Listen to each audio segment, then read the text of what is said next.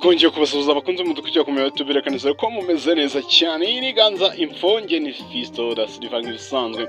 Atugenda tugaruka ku makuru kugenda avugwa hirya no hino, aho tugiye kugaruka ku makuru ari kugenda agarukaho n'ibitangazamakuru bigiye bitandukanye hano mu Rwanda.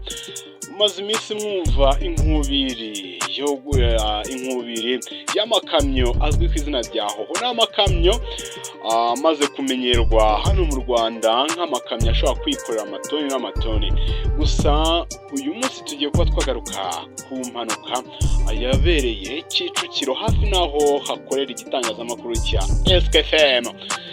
Ni amakuru rero atugeraho avuga ko ino kamyo yaguye Ngarama. Ngo nimvuga Ngarama bite bumva kwa kundi ikamyo igwa amapine akajya hejuru, aho rero yagwiriye moto eshatu, batatu bitaba Imana, abandi barakomereka nk'uko amakuru agenda abivuga.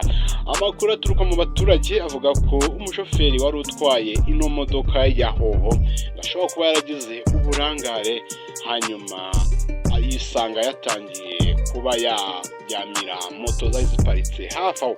Abantu benshi bagiye bagaruka ku kibazo cy'ano makamyo ya hoho agenda atwara ubuzima bw'abatari bake, cyane ko ikibazo cy'ano makamyo ya hoho cyaje no kuza mu nteko nshinga amategeko y'u Rwanda, aho rero cyabajijwe n'abadepite, gusa nta muti uboneye kigeze kibonerwa.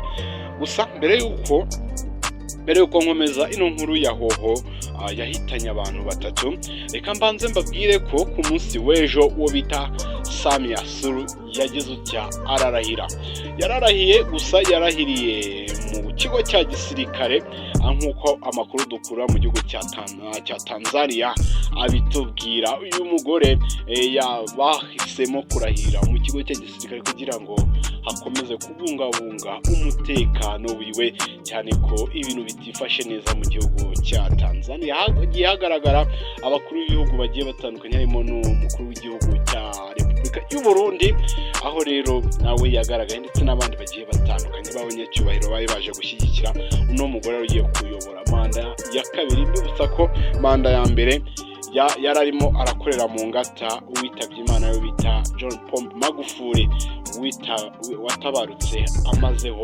imyaka 2 abaye perezida w'igihugu cya Tanzania.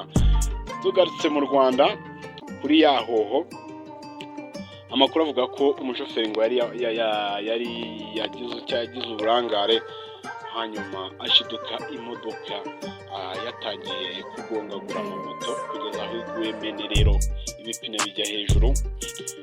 Batatu bahita bahasigwa ubuzima, abandi barakomereka. Ikaba ari impanuka yabereye Kicukiro, yari irimo iramanuka iva kuri SKFM. Rero abantu benshi babonye iby'impanuka bagiye batangaza ko zino modoka zikomeje gutwara ubuzima bw'abantu batari bakeya. Leta yakabaye igira gukikagira ikibikoraho. Gusa zino modoka za hoho zirimo zirihutisha iterambere. Muri kugenda mubona ko mu mujyi wa Kigali harimo inyubako zizamurwa, kandi uruhare runini rugirwamo n'izi modoka ko zikorera amatoni n'amatoni y'umucanga, amabuye, ibiki n'ibiki byose. Ngo ni ikimashini cyakigendera. Rero ku munsi w'ejo niyo makuru yatugezeho, aho rero hoho yagwiriye abamotari batatu bahita bitaba Imana, abandi bahita bakomereka bajyanwa kwa muganga nk'uko amakuru atugeraho abivuga. Iyi mpanuka ikaba yaratewe n'uburangare bw'umushoferi wari utwaye ino modoka. Bigaragara nk'aho yari yananiwe cyane ko bano bashoferi batwara zino modoka za hoho bakora amanywa n'ijoro, ntibabone umwanya wo kuruhuka. Niyo baruhuka amasaha 2 yonyine, ubundi bakabyuka bahita bajya mu kazi.